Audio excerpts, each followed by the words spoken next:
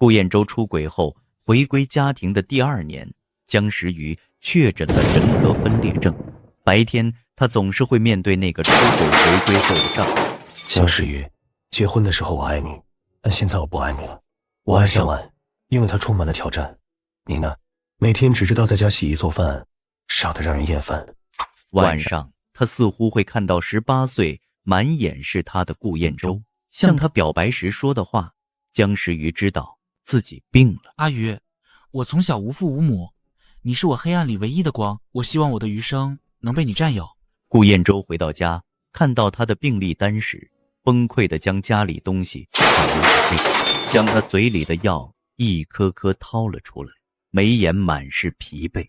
看着顾彦洲情绪崩溃的模样，江时雨一愣，下意识抬手去安慰他，还没碰到他，男人便一把推开了他，地上的玻璃碎片刺进了他的皮肤，血染红了一地。江时雨钻心的疼，他也不懂为什么他们的日子会过成这样。江时雨，我已经回归家庭2年了，你为什么还是要揪着当年的事不放？对不起，阿雨，别难过了，跟我在一起，我会一辈子对你好。18岁的顾彦洲是真的爱他，他说的是真的，但10年后的出轨亦是。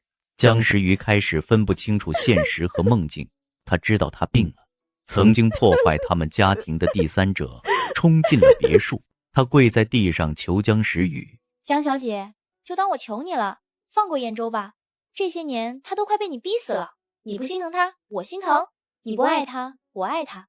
顾彦洲赤红了眼，垂下的拳头紧攥。他上前拉起苏向晚，一副认命模样。哪怕是分开了1年多，2人眼里的情还是不减。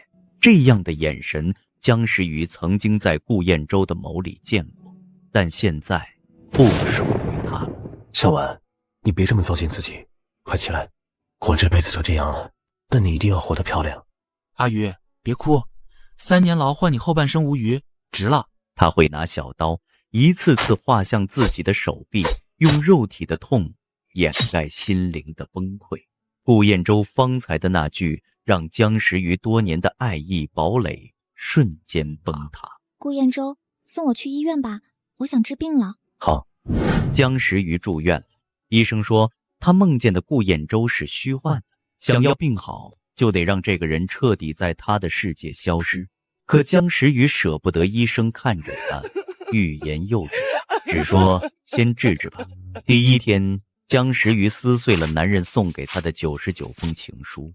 第2天，江时雨扔了男人省吃俭用买下的钻戒。直到第3天，顾彦洲在他心里的地位似乎淡了一些。治疗1周后，医生说精神治疗是个持久战，他对顾彦洲感情深厚，需要慢慢淡忘，所以他出院了。外面的雨很大，电闪雷鸣，江时雨从小就怕打雷。若是放在以前，顾彦洲肯定会来接他，但这次他没有来。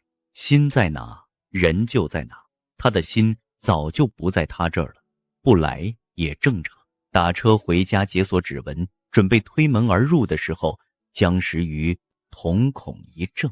顾彦洲正在收拾着一些衣服，这些衣服是18岁顾彦洲穿过的，上面有他自残时落下的血迹。18岁的顾彦洲哭着在一旁替他包扎伤口。他准备冲，苏向晚却从后面走了出来，抱住了男人。彦洲，你不打算继续演下去了吗？他已经去看病了，这些伎俩骗不到他了，而且我报复了他2年，如今他如我们所愿成为了人格分裂，一次次有自杀的倾向，就当是给你出气了。他不愿意离婚，那我们就慢慢磨，等到他自己精神失常受不了的那一天。轰！江时雨脑子瞬间炸开，眼泪止不住地往下落，死死捂住唇。原来根本没有什么18岁的顾彦洲，他的人格分裂也是男人报复的一环。原来所有的一切都是演出来的，就像现实里的楚门世界。这次江时雨彻底戒断了，他不知道是怎么走出来的。等他回过神来时，他竟走到了律所楼下。顾彦洲，这次我成全你，你的人可以滚出我的世界，钱留下就好了。钱和人我总得图一个。江时雨找到了律师，拿出了顾燕洲当年签下的离婚协议，在最后签上了自己的名字。财产我9，他1。江小姐，离婚协议和财产转移都需要10天后才能生效。江小姐，这份协议我还没提交上去，如果您现在后悔，还来得及。我只是觉得时间太久了，事成之后我给您多1倍的报酬。我要7天之内处理好这些事。好，我会尽快。但还有件事，顾先生1年前挪动了你们婚内80%的资产，给一个孩子买了信托基金，这毕竟也是您的婚内财产，您打算怎么处理？我都没有孩子，哪来的信托基金？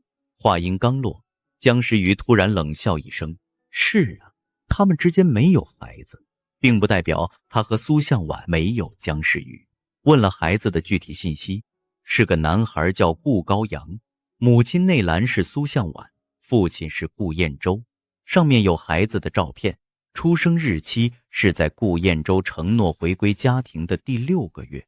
哪怕已经戒断了这份感情，当背叛再次血淋淋的出现，女人的心还是会忍不住抽痛。她本以为前几日的见面是久别重逢。阿鱼，28岁的顾燕洲出轨了，但18岁的阿周会一直爱你。阿鱼，我想你，想日日见到你，你能一直陪我吗？你让他回来，我回归家庭。江时雨信了，却没想到给他埋下了仇恨的种子。曾经的回忆一遍遍吞噬着他的神经，头痛欲裂。江时雨颤抖着手从包里拿出治病的药，但手臂一抖，意外打翻了桌子上的文件。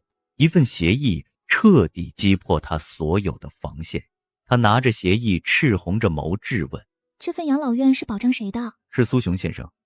顾先生说他是苏向晚女士的父亲。江时雨双膝一软，彻底跪在地上。原来苏向晚竟是苏雄和他前妻的女儿。江时雨疯了一样撕碎了养老院的协议，死死捶打着胸口，一遍遍质问自己为什么会变成这样。律师见江时雨的情绪越来越不对劲，关心道：江小姐，您……王律师，所有的流动资金和固定资产我全都要了，我要让他全部吐出来。顾燕洲，我给过你机会。律师将他送去了医院，独自一人在医院挂完水，准备离开时，在医院电梯间看到了顾燕洲他们一家3口。是目的达成了，所以现在演都不演了吗？江时雨脸色苍白，这几日瘦的只剩下皮包骨，但顾燕洲全然不见，警惕地盯着他。江时雨，你跟踪我，你整天这么疑神疑鬼的，谁受得了你？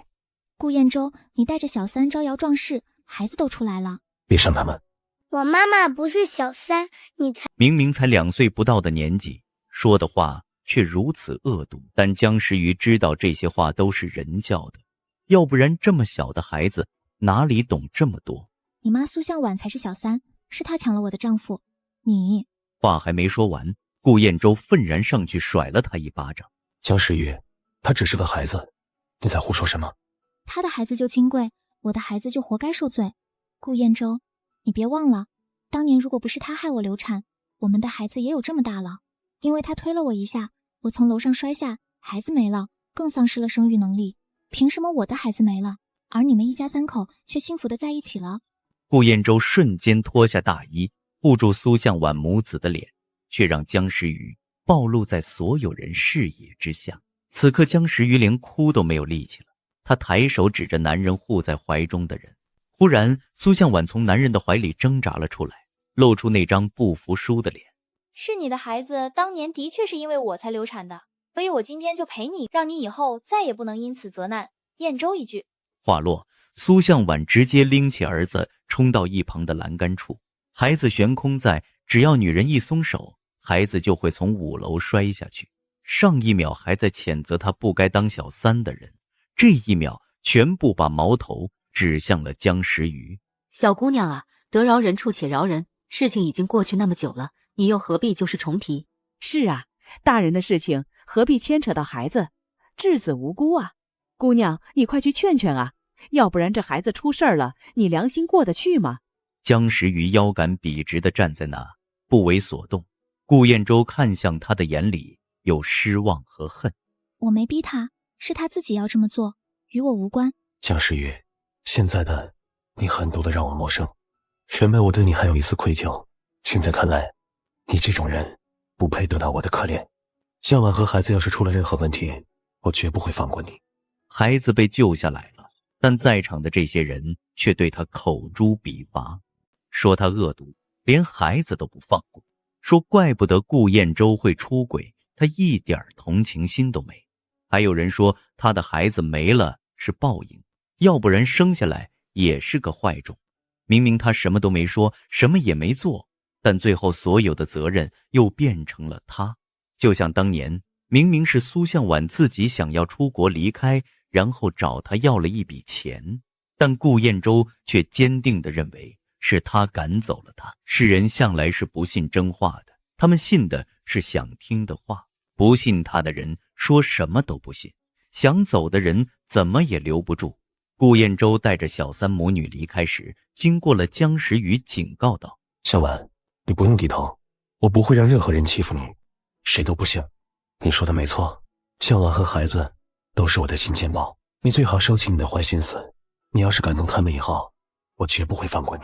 顾燕洲，你这么嚣张，是笃定我不敢离婚吗？离婚？你忘记这些年是谁像个哈巴狗一样贴着我了？江时雨，别忘记是谁离不开谁的，毕竟当年你也没离。看着男人渐行渐远的背影，江时雨落下了一滴泪，笑得比哭还难看。作为报复，江时雨给两人送了一份大礼。第二天，顾燕洲去公司的时候，发现所有人看向他的目光都有些怪异。顾燕洲喊来了秘书询问：顾燕洲，这次这个婚我离定了。顾总，太太用他的账号给公司所有人发了邮件，说要替苏小姐和您的孩子补办周岁宴，邀请全公司的人去参加。好，真的是好得很。当天的晚宴，配角们都来了，就连江时雨也到了现场，唯独两个主角没到。眼看着宴会都快开始，顾燕洲才匆忙到场。大家想跟顾燕洲打招呼，但看到他气势汹汹的模样，纷纷后退了几步。顾燕洲冲到江时雨的面前，一把拽住了他的手腕，正好摁到了他前几日自残的伤口，疼得江时雨眼前一黑。但男人丝毫不关心他如何开口，便是斥责：现在所有人都在说向晚是小三，妈的，他被你逼得差点跳楼，如果不是我及时赶到，他差点就死了。江时雨，你把我们逼到这样，满意了？他们骂的有问题吗？既然敢当小三，就别怕别人说出来。至于跳楼，真正想死的人不会通知你，既然通知你，就是想活，做做样子。说着，他抬起自己的手腕，袖子一抬，将伤口展现在他面前。苏向晚有这样的伤口吗？如果没有，别装成想死的样子丢人。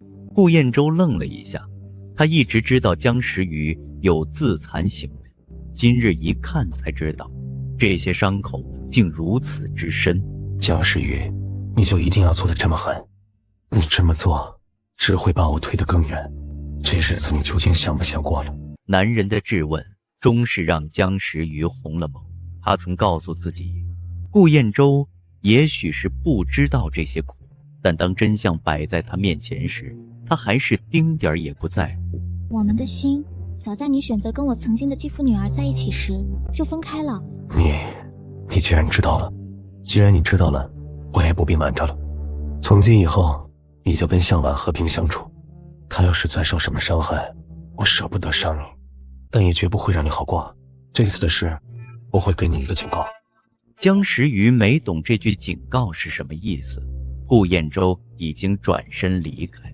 很快，江母便打来了求救电话，让他明白了。阿鱼，救命！啊，苏雄，你个畜生！我已经跟你离婚了，你凭什么打我？你让老子找了你这么多年，最后还多亏了我的好女婿，要不是他，我还找不到你呢。在外面睡了那么多，还是你们母女看着就来感觉。今天咱们就好好重温一下当年的滋味。江时雨的手机重重落在了地上，砸得他一点知觉都没，脑子嗡嗡的。原来这就是顾燕洲说的警告，因为他伤了他心尖上的人，所以他就对苏雄曝光了母亲的住所顾燕洲。你够狠！2个小时后，3人一起进了警局。姜时雨和姜母的脸上和手臂都有不少伤，但最惨的还是苏雄姜时雨，当时直接拿着酒瓶砸向他的脑袋。虽然没有像10年前那样开花，但也出了血。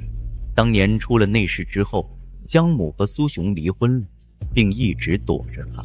这些年姜母一个人住，生活虽然清闲，却并未遭到半分危险。这次顾燕洲为了给苏向晚出气，直接将他母亲的地址告诉了苏雄。不知道过了多久，顾燕洲带着苏向晚一起来保释他。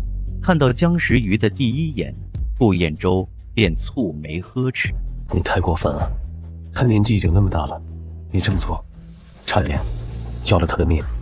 顾燕洲，你怕我要了他的命，就不怕他要了我妈的命吗？你的良心是被狗吃了吗？2人剑拔弩张，忽然苏向晚跪在他的面前，狠狠地往自己脸上甩巴掌。江小姐，是我错了，我没有管好爸爸，让他出来打扰到您和江伯母了。我知道我在你眼里就是个小三，你可以质疑我人品不行，却不能诋毁我对燕洲的爱。江小姐，就当我求您了，放了燕洲吧。我爸老了，孩子还小，我们这一家不能没有燕洲，求您高抬贵手。苏向晚一直在地上磕头祈求他的原谅，但看似在求，实则是逼迫。顾燕洲心疼极了，要拉起苏向晚。向晚，你别求他，他没有信。姜时雨眼泪忍不住落下。这些年，每每想起男人出轨时的场景，姜时雨便会心痛难忍，所以他次次自残，就是为了忘记那些痛苦的记忆，希望能和顾燕洲在一起好好过日子。但在他嘴里却只换得一句没有心。一瞬，姜时雨冷了脸。说完，姜时雨便拉着姜母准备离开，但顾燕洲却拦住了他们做的绝情。是我没有心，所以我们之间不死不休。同志，我今天来保释的只有苏雄一人，至于他们母女跟我无关。姜时雨脸色煞白，心被刀子一点点剜肉。当年顾燕洲为了他将苏雄脑袋砸得开花，如今他为了苏雄的女儿将他们母女困在这里。原来曾经最美好的回忆也可以变成最尖锐的刀子，刀刀刺心，痛不欲生。为了保住姜时雨，姜母想要认罪，一切都是我做的，跟我女儿无关。可姜时雨又怎么舍得让母亲受这种苦？人是我打的，家里有监控，你们可以自己调。警察面面相觑，第一次见有人抢着认罪。顾燕洲眸光复杂，只要你认错，承诺以后不会再针对向晚，这次的事我可以既往不咎。顾燕洲，你凭什么认为你会赢？这次我不会再输了。姜时雨拿出自己人格分裂的病历，证明自己有病，有病的人是无法定罪。姜时雨母女最后也被放了出去。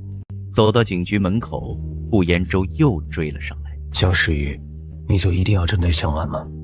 男人一次次的袒护，一次次的偏心，终是让姜时雨爆发了。他甩开男人的手臂，一字字质问：顾燕洲，你瞎吗？从始至终被针对的就只有我罢了。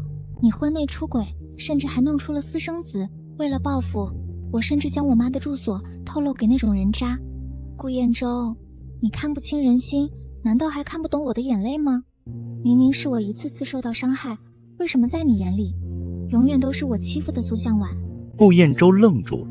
在他印象里，姜时雨高傲，自尊心强，哪怕是在他面前也极少吐诉这么多的委屈。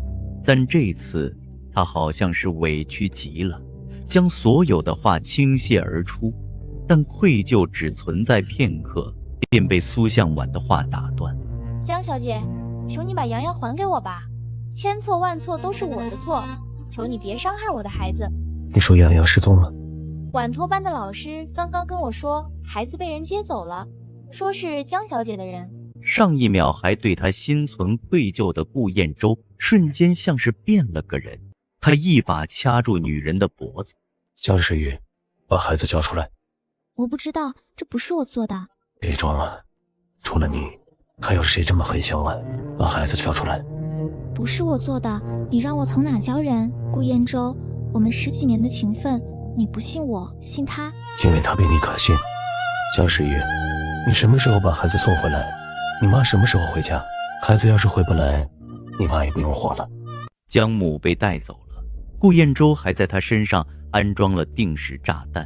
偌大的京都，江时雨竟找不出一个能帮他的人。眼看着炸弹1分1秒过去，他只能求曾经的爱慕者傅斯年。阿宇，以后要是遇到了困难来找我，我帮宇。傅家是百年世家，手眼通天，他曾对他承诺。电话响了很久，男人那边一直没接。就在江时雨以为他不会再接的时候，那边响起了久违的声音。傅斯年，帮我。有了傅斯年的帮忙，很快就找到了孩子的位置。原来是被苏向晚派人带走，这完全是自导自演的戏。可江时雨来不及拆穿，只能先将地址告诉了顾燕洲。顾燕洲，我已经告诉你孩子位置，你也该遵守约定，将我妈还给我了。可话还没说完，顾燕洲那边便直接挂断了电话。后来无论江时雨再怎么打电话，顾燕洲都没有再接过。您好，您拨打的电话已关机。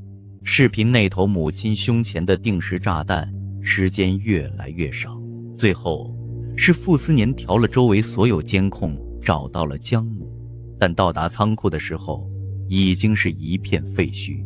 江母的身体和废墟融合在一起，再也睁不开眼。江时雨脱下外套，哭着将江母的尸体一点点凑齐，放在里面。接下来的3天，江时雨独自办好了江母的葬礼。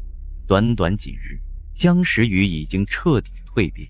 他跪在江母的坟前，承诺道：妈，您放心，伤害您的人，我一个都不会放过。在江母坟前跪了1天1夜。晚上，他接到了律师信息，顾燕洲名下所有资产已全部转移到他的名下。墓园外，傅斯年开车等着他。傅斯年，我跟你谈笔大生意。江时雨回了家后，顾燕洲也刚好回来。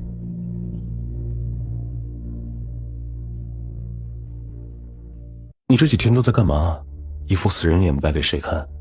刚办完葬礼，难不成还要一副活人脸吗？顾燕洲身边的苏向晚脸色一凝，但顾燕洲却一脸厌烦。江时雨，你这是想用自杀来威胁我？我不是18岁的顾燕洲了，不吃你这套。你要是再这么闹下去，这日子也不用过了。江时雨含泪笑了笑。是啊，他早就不是18岁的顾燕洲了。辜负真心的人，应该吞1万根银针。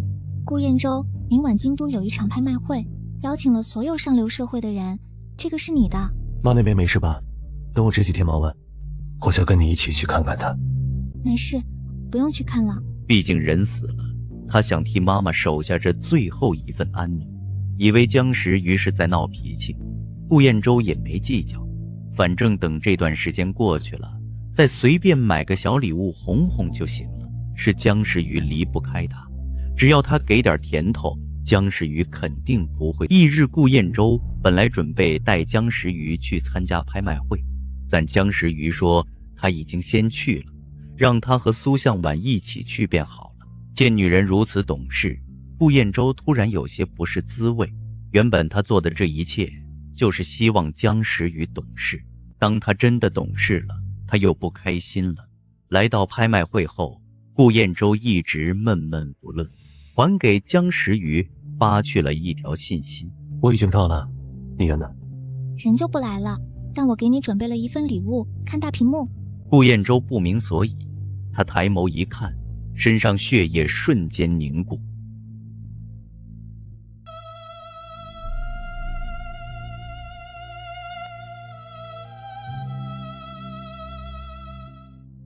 拍卖场上，顾燕洲成为全场的焦点。机场，江时雨已经想象到顾燕洲此刻愤怒的嘴脸。既然他如此喜欢苏向晚，那他们就锁死了。他倒要看看，没有钱，他们要将这些私密照如何拍卖回去。顾燕洲，你不是喜欢出轨吗？那我就让全京都的人都知道，我要让你身败名裂。拍卖场上，顾燕洲成为全场的焦点，甚至有些人还故意出言调侃：顾总，想不到你竟然还有这癖好呢。啧，99张，还是顾总年轻会玩啊。只是不知道这99张照片是不是姿势各有不同啊。顾总，你要是缺钱了，可以去日本拍片。怎么净在咱们国家干这些丢人的事？你这么做也不怕顾氏集团明天的股票大跌？众人的嘲讽嬉笑尽数落入顾燕洲的耳中，但他竟说不出一句反驳的话。现在说的越多，他们笑得就越开心。苏向晚坐在顾燕洲身边，脸上也是血色全无。燕洲，我们的照片怎么会出现在这里？你快想办法把这些照片删了，要不然你让我以后怎么做人？这件事我会妥善处理的，你放心。不过是99张照片，我全部拍回来就行。拍卖会正式开始，在场的各位拍卖得如火如荼。大家感兴趣的并不是私密照，而是想羞辱顾燕洲这个人。第一张照片就已经喊到了100W 的价格。顾燕洲脸很臭，当即翻倍喊下了价格，200万。200万去买一个照片，哪怕是可以嘲笑顾燕洲，那也是不值的。就在拍卖师准备定锤的时候，工作人员突然上台跟他说了几句话。拍卖师收回了小锤子，看向台下的顾燕洲道：顾总，您在我们拍卖行的保证金不够，请您先交付一些保证金，才可以继续拍卖。我在拍卖行的保证金有1000万，如今我只不过是拍了个200万的东西，怎么可能会不够？而且我顾氏集团在京都什么地位，在场的各位都十分清楚。难不成还怕我缺了你们这200万的拍卖款？顾燕洲觉得这些人就是没事找事，故意给他难看，但拍卖师坚持道：顾总，我们这边也刚接到消息，您在拍卖行所有的资金都被挪走了。如果您想拍下这个照片，就只能重新保证金，或者是现场拿出200W，否则这张照片就只能给您的上一位拍卖者了。这些年顾燕洲顺风顺水惯了，第一次吃瘪，脸色气得煞白。为了证明顾氏集团没有任何问题，顾燕洲直接拿出一张银行卡，大方一甩，200万而已，拿出刷。顾燕洲扫了一眼那些落井下石的人，暗戳戳警告道：大家都是老熟人了，有些事别做太绝情，免得到时候搬起石头砸自己的脚。见顾燕洲如此自信，众人又开始怀疑，但下一秒工作人员就拿着银行卡回来了，讪讪道：顾总，您的银行卡余额不足，要不您换张卡。顾燕洲感觉自己似是被狠狠打了一巴掌，脸上火辣辣的疼。顾总，200万而已，你给我打个借条，我借你2000万，我们也能借，毕竟顾总刚刚说别小瞧顾氏，我没那么豪横，但100万能掏出来，要不我借你。众人哄笑一堂，跟贴脸开大没什么区别，除了坐牢那几年，顾燕洲从未这么憋屈过。这张卡是黑卡，没有额度限制，不可能刷不了。如果再刷不了，我就要怀疑是你们拍卖场的问题了。工作人员将黑卡拿了下去，但没过几分钟又拿了上来，面露难色。顾先生，这个卡被冻结了，要不您再打电话问问情况。这次顾燕洲终于感觉到一丝不对劲，就算拍卖会故意为难，也不可能连续2次，唯一的可能就是他们说的是真的，他的资金出了问题。顾燕洲暂时叫停了拍卖会，说给他10分钟处理这件事。拍卖场的后院，顾燕洲给秘书打去了电话。这一刻，顾燕洲终于忍不住狠狠摔碎了手机，嘴里咒骂着：好样的，真是好样的，不仅转移走我名下所有资产，连我电话都拉黑了。江时雨，我等着你回来求我的那天。哪怕到现在，顾彦舟依然觉得自己没错。顾总，您的拍卖金准备如何？这个表的市值200多万，抵给你们。顾彦舟直接摘下了手腕上的劳力士手表，在拍卖场上的确有这种规矩。顾总，这表买一手200多万，抵押只有150W， 你还缺50W。把你手中的钻戒摘给他们。不行，这个钻戒是你送给我的礼物，我怎么能给他们？你是愿意给表买照片，还是想私密照流传出去？我是男人，流传出去大家会说我风流，但你是女人，这种照片传出去，对你的伤害最大。顾彦舟说的虽然直白，却在理。第一张照片拍下来了，但后面还有98张照片。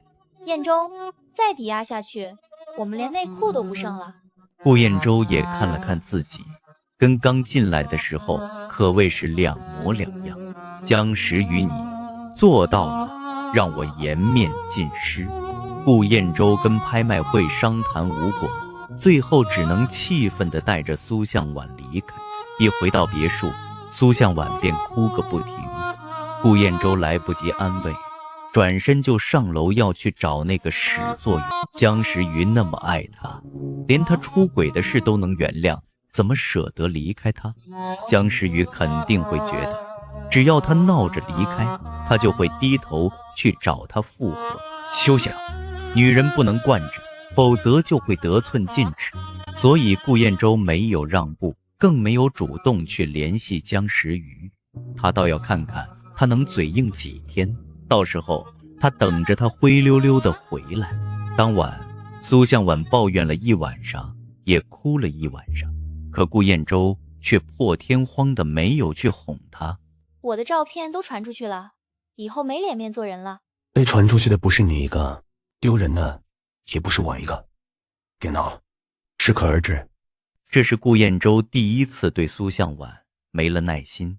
第二天，顾彦舟和苏向晚的私密照便传遍了整个圈子，顾氏集团的股价也因此大跌。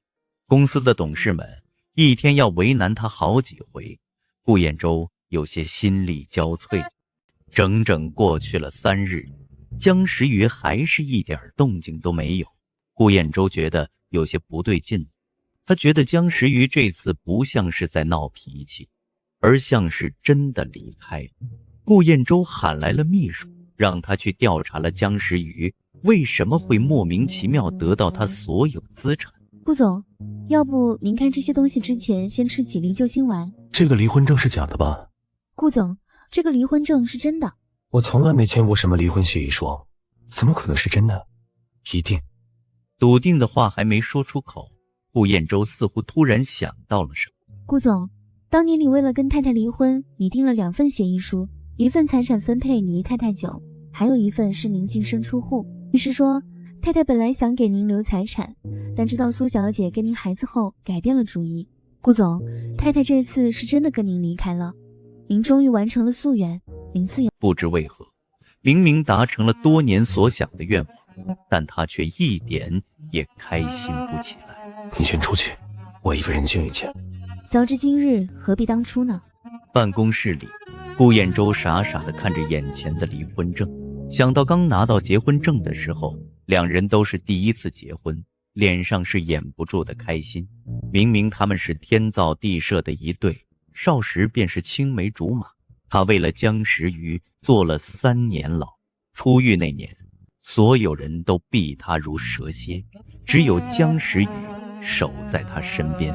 姜时雨便把姜母留给他的嫁妆全部给了他。把钱都给我了，就不怕我有一天跑路，或者不爱你了？我相信你不会变心。如果真的有一天你变心了，我不会过多的纠缠，我会离开，离你远远的。所以顾彦舟，你可千万不能出轨。你放心，这个世上谁都有可能出轨，但我绝不会。想起曾经的承诺，顾彦舟自己都觉得可笑，抬起手狠狠地扇了自己2巴掌。辜负真心的人该打。一巴掌又接着一巴掌，顾彦舟把自己的脸都打得肿起来。姜时雨说得对，苏向晚是他继父的女儿，他竟然还做出这么伤他心的事。江母年纪大了，他肯定还在京都。江时雨向来听江母的话，只要江母肯原谅他，江时雨肯定也会原谅他。瑞士江时雨离开京都后，订了出国的机票去瑞士治病。顾彦舟的那些财产足够他一生衣食无忧了。他现在就想好好治病，好好活着，然后在闲暇之际好好看看这美好的山水。但让他没想到的是，傅斯年竟然是他的导游。江时雨用完就人，你这事做的可不厚道。抱歉，是我的问题。但你怎么来了瑞士，还当了我的导游？傅氏集团不忙吗？如果公司离我就转不动了，那我养的那群人就真是废物。我要的是导游，你是导游，别到时候把我们两个都弄丢了。现在还要质疑我吗？花钱买的。这导游证是我年轻的时候考的。我傅斯年有钱，但不至于花钱买证，嫌我没本事。想不到大名鼎鼎的傅氏总裁还考过导游证，卖给媒体能小赚一笔。江时雨，你从来就没想了解过我。以前你说想去瑞士旅游，我听进去了，所以来考了一个。你骗人，导游证上的时间明明是我和顾彦舟结婚的时候。那又怎么样？我一直在等你离婚，不行吗？这就叫机会是留给有准备的人。江时雨，既然顾彦舟出局了，给我一个机会吧，我只是想要一个公平的机会。你不是要当导游吗？怎么在这假公济私了？先带我在瑞士好好玩玩吧。好，先带你好好逛逛瑞士。京都顾彦舟让人调查江母位置，助理却给他一个墓园地址。顾彦舟沉着脸，我是要见我岳母，你给我一个墓园的位置是什么意思？顾总，您的岳母已经去世了，您不知道吗？去世？什么时候？怎么可能？江母去世，江时雨不可能不告诉他。助理早有准备，拿出江母死亡证明，墓园也用他的身份注册，铁证如山。怎么会这样？怎么会？查，给我去查个明白。顾彦舟把自己关在办公室待了一下午，直到助理回来，他脸上才有别样神色。查的结果如何？助理不敢说话，将查出的东西交给顾彦舟。顾彦舟有不好的预感，翻开一看，每个字都认识，汇集一起却那么陌生。江母死在那次炸弹事件里，他放的明明是假炸弹，怎么会炸死人？顾彦舟心里有太多疑惑，直接冲回别墅。儿子啊，你看到了吗？你爸说变心就变心，原本咱娘俩是指望不上他。苏向晚看到沉着脸的顾彦舟，脸色一白。彦舟，我刚刚就是随口抱怨一句，岳母身上的炸弹是你准备的，我当时说用假的吓唬他们就行了，为什么炸弹变成了真的？为什么岳母会死？我离开时让你善后，你为什么没有放走她？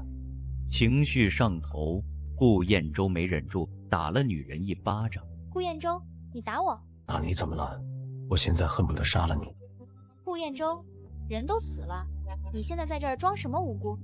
没错，炸弹是我安排的，真的，人我也是故意不救的，还不是因为你朝三暮四，不坚定自己的心，要不然怎么会发生这么多的事？吃着碗里的，望着锅里的，既要又要。你真以为你是古代皇帝，还在我们中间选妃呢？今天宠幸这个，明天宠幸那个，我要是他，我也离。但顾彦舟，你搞清楚状况，现在我可没求着你收留我，你现在不过是个光杆司令，身上的钱估计还没我多，你凭什么跟我叫嚣？既然你那么在乎江时雨，那好，我就带着我儿子走，你就守着你的江时雨过日子吧。苏向晚带着顾高阳离开了。顾彦舟遭受打击，被气得不轻，直接晕了过去。守在他身边的依旧是助理，他因突发脑梗住进 ICU 昏迷1周。他总梦到和江时雨的美好回忆，醒来后悔。顾总，您终于醒了，您再不醒，外面就要翻天了。发生什么了？您名下的股份被转移的事，股东们都知道了。他们说，您既然不是大股东了，就应该让出位置。在您昏迷期间，股东们召开了股东大会，罢免了您总裁的位置。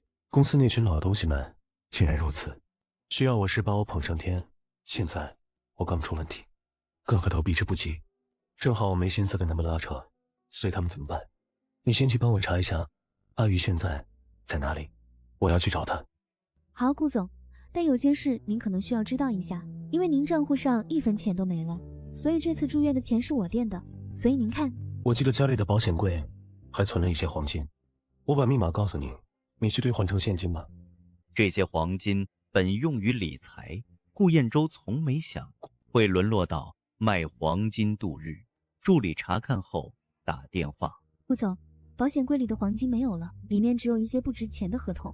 保险柜密码只有他和姜时雨知道。顾彦洲清楚是姜时雨所为，他该恨，却也明白是自己咎由自取。他办理了出院，摘下婚戒拿去典当。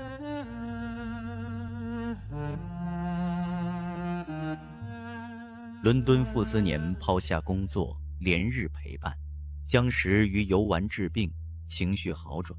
医生告知他无需频繁复诊，笑容重回。后续无明显反应，就无需再来复诊了。好，谢谢医生。外面冷，傅斯年，谢谢你。真想谢我，就请我吃顿饭吧。姜时雨松了口气，怕傅斯年提为难要求。傅斯年看穿心思，半真半假调侃：怎么，还怕我以此相要挟，让你跟我结婚不成？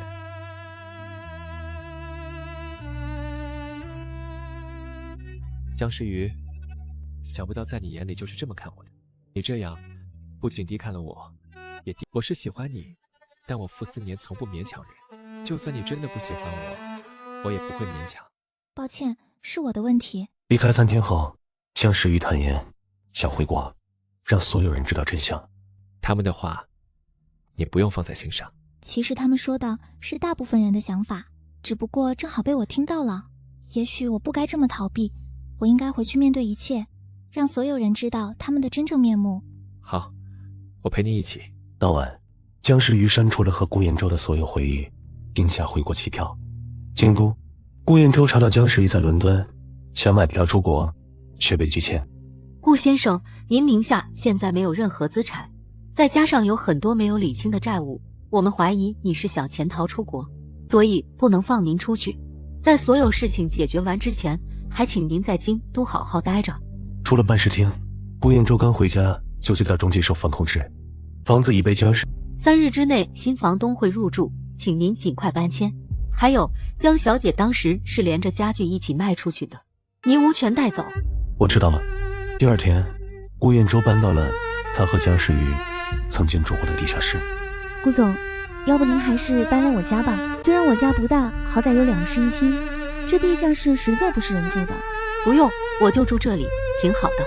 他想起当年姜时雨陪他在这里住了2年，没钱装空调，就在墙上画空调。想到自己发达后出轨，顾彦洲狠狠扇了自己一巴掌。凌晨，地下室的门被敲响。彦洲，姜时雨那个女人对我们赶尽杀绝，不仅拿走了属于你的一切，现在连你之前送给我的东西都要讨回去，说这是你们的夫妻共同财产。这些东西明明都是你送我的，跟他有什么关系？他有什么权利要回？彦洲，顾氏集团能有今天的地位，靠的是你。难不成你真打算让他在你头上耀武扬威？苏宪文挑拨许久，顾彦洲却态度淡漠，让他离开。说完了就走吧。阿玉说的没错，我之前给你花的都是我和他的夫妻共同财产，他要回去也无可厚非。既然不是你的东西，你就该还回去。还有，我们之间也再无任何关系。如今你这么狼狈，凭什么还要我养？既然是你要的，那你就去养。苏宪婉见状，发狠将顾高阳塞进地下室，自己转身跑了。顾彦洲无奈，只能让孩子进屋。1夜过去，顾彦洲身上没钱，只能出去找工作，却因没学历、有案底，正规公司都不愿接受。另一边，姜时雨回国后直奔顾氏集团，公司群龙无首，他召开股东大会，拿出股份，想要掌权。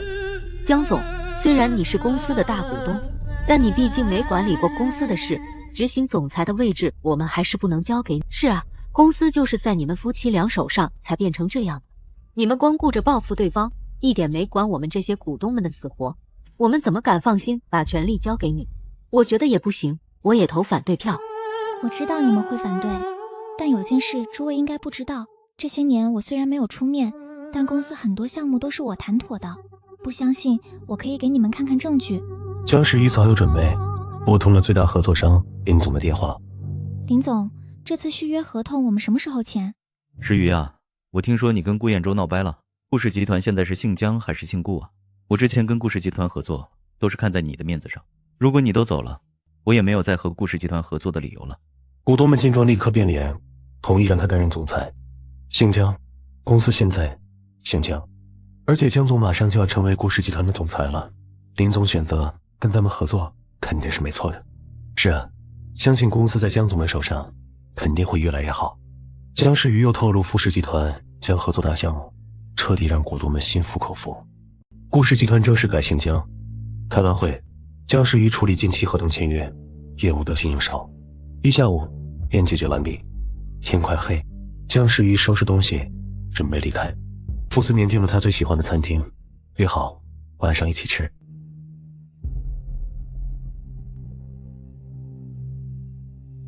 江时雨还未赴约，便碰到了顾彦洲。顾彦洲在江时雨回到公司时就接到了消息，江时雨再次见到他内心十分平静。阿月，你终于还是回来了。倒是你看上去现在过得很不好。的确不好，但这一切都是我咎由自取。顾彦洲，我觉得我们之间的事已经很明了了，没有什么谈下去的必要。我还有事。说完，江时雨转身准备离开。阿月，我好不容易才等到你，给我一个解释的机会行吗？江时雨眉头紧蹙，想要用力挣开他。江时雨因男女力气悬殊，无法挣开顾彦洲的手。你没事吧？没事，你来得很及时。你先上车，我正好有些事想跟他谈谈。江时雨点头，转身去了傅斯年的车上。顾彦洲想追上去，被傅斯年一拳打倒，脸上挂彩。傅斯年撤了撤领带，脱下西服外套，卷起衬衫袖子。傅斯年，你发什么神经？这算什么发神经？真正发神经的还在后面呢。傅斯年抬手一拳打在顾彦洲脸上。这一拳是替阿宇打的，打你良心狗肺。接着又打了一拳。这一拳是替江伯母打的，他把你当亲生儿子一样对待。顾彦洲连挨2拳后反击，两人扭打起来。傅斯年脸上也挂了彩。江时雨立刻从车上冲下来，心思全在傅斯年身上，看向顾彦洲的目光只剩冰冷。就凭我喜欢他，这点够吗？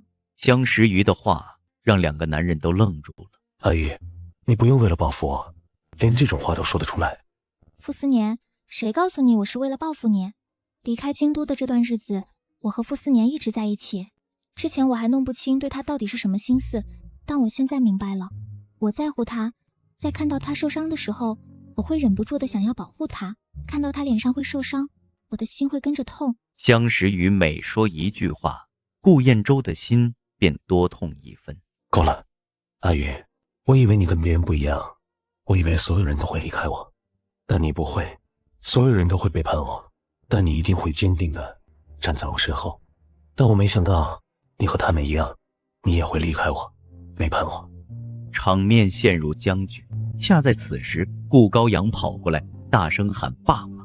江时雨回过神，扫了一眼孩子，嗤笑出声：顾彦洲，你他妈连私生子都出来，在这跟我装什么神情？你不嫌恶心，我都嫌。在指责我之前，先管管自己的下半身吧。江时雨拉着傅斯年离开了。顾彦洲准备追上去，却被顾高阳拉住。爸爸，我饿了，想吃饭。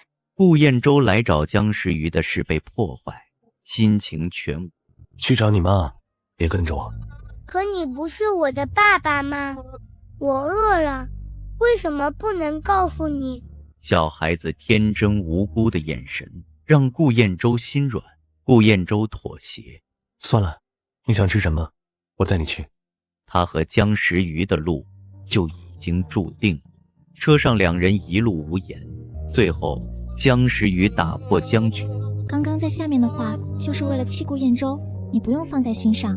傅斯年紧急刹车，转眸认真盯着江时雨。江时雨，说出去的话，泼出去的水，你既然已经说了，怎么还有收回的道理？刚刚说过你喜欢的是我，既然说了，我可不给人当挡箭牌。江时雨，你应该相信自己的心。在我遇到危险的时候，你第一时间选择的是站在我这边，就已经说明了你的心意。既然如此，为什么一定要遮遮掩掩，大大方方的承认不好吗？顾燕州的事让两人必须摊牌。江时雨说出了内心想法。傅斯年，我不想骗你，虽然我已经放弃了顾燕州，但我也不敢保证我喜欢的是不是你。也许我只是习惯在遇到危险的找你帮忙，或者只是觉得你是个很可靠的朋友，这些连我自己都弄不清楚，所以我不敢给你任何承诺。他害了你，也害了我自己。江时雨，我不在乎，我也不怕你利用我，我只怕你不利用我，觉得我没用。两人僵持许久，江时雨仍做不好决定。傅斯年没有逼他，将他送回了家。这一夜，江时雨睡得不好。他想起前半生因顾燕州一次次受伤，两人曾相爱，顾燕州甚至为他伤人坐牢，所有人都称他们情比金坚。可顾燕州还是出轨了，所以这次江时雨不想再寄希望给任何人。接下来的几天，傅斯年没有来找江时雨。江时雨听说他出国出差了，他虽不确定真假，但觉得这样对双方都好，能各自冷静思考。让江时雨意外的是，顾燕州这段时间也没来找他。他过了1周多平静日子。月底时，宁静被打破，因江时雨向苏向晚索要了顾燕州婚内给他花费的所有财产，导致苏向晚一贫如洗，依靠女儿的苏雄也变得一穷二白。他将所有矛头指向江时雨。这天，江时雨照常下班，刚下地下车库就被人蒙头敲了一棍，醒来时已被绑架。苏雄脸上带着狰狞，还有当年被顾燕州打伤的伤口。他掐着江时雨的脖子，发泄愤怒与仇恨。贱女人，都是你，要不然我也不会过得这么惨。当年你害了我，如今又害了我和我女儿。江时雨的嘴巴被胶布贴着，说不出话。苏雄依次给顾燕州和傅斯年打了电话。半个小时后，顾燕州先到。苏雄，你现在的行为是犯法的，你快把人放了，万事还有商量的余地。放人？凭什么？老子钱没拿到手，还要放人？我就知道你跟我女儿着急分开，就是为了这个小贱人。话音刚落，苏雄直接甩了江时雨一巴掌。江时雨脸被打红肿，眼眶泛红，却无法说话。顾燕州看得心疼。苏兄，你究竟想怎么样？老子要钱，只要给我足够的钱，我就放人。顾燕州掏进口袋，只拿出300块钱。这些钱是我这几天打工赚的，我全部都给你。只要你放了阿鱼，我后面可以继续赚钱，还给你。苏雄看着顾燕州手上的300块钱，满脸嫌弃。怪不得江时雨不选你呢，浑身上下就300，要是我也不选你。这么穷，别说养老婆了，就算是养自己都费劲吧。顾燕州，我之前怎么没看出来你是这么个废物呢？苏雄的话句句戳心，但顾燕州全然不在意，只要江时雨安好便满足。我是废物，所以我身上暂时没有那么多钱，但我可以去借，我借钱给你。顾燕州给过去的好友们打了一个又一个电话，对方起初还愿意寒暄，一听是借钱，瞬间挂断电话。